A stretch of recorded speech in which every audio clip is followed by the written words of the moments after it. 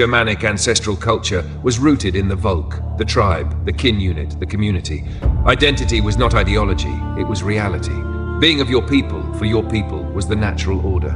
The tribe was a living, sacred organism, and every individual was a part of it. No better example exists than the Germanic Saxons. You can understand a people by who they worshipped and why. For the Saxons, it was not just Odin's mind or Thor's strength that mattered. It was the bond between their people, the invisible thread tying blood, land, and loyalty into one. That force had a god of its own, Saxnōt or Saxnōt, the forgotten god of kinship. Modern scholars often try mix and match with Saxnōt, calling him another name for Tyr, Woden, or some linguistic cousin filed neatly into a chart. But that misses the point entirely.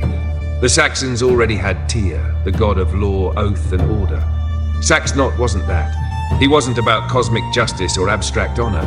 He was about belonging. He was the divine pulse of the Volk itself, the kin bond made flesh, the spirit that kept tribe and bloodline sacred. When the Saxon spoke of his god, he wasn't reaching for the heavens. He was grounding himself in his own people.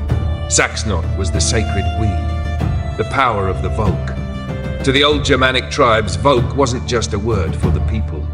It meant something holy. It meant the shared essence of a bloodline, a culture, a destiny. The gods themselves were kin, and humans, as their descendants, lived within that same sacred hierarchy.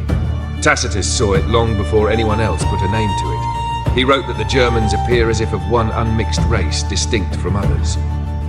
He wasn't describing superiority, he was describing unity, an unbroken lineage.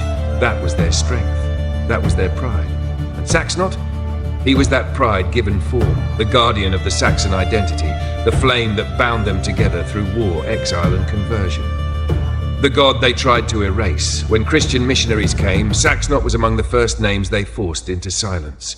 The old Saxon baptismal vow makes the convert renounce Thunir, Woden, and Saxnōt, Odin, Thor, and Saxnōt. They understood what he represented, loyalty to one's own kind, a power incompatible with universal submission. A man whose soul is tied to his kin does not bow easily to foreign gods. So they did what conquerors always do, demonize the gods that gave people strength.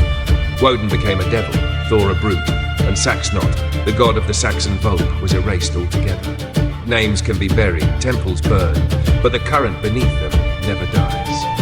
That Saxon spirit, the will to stand with your kin, to honor the blood that runs through you, that is Saxnōt, still breathing in the bones of his descendants. He doesn't need temples. His altar is wherever kinship is honored.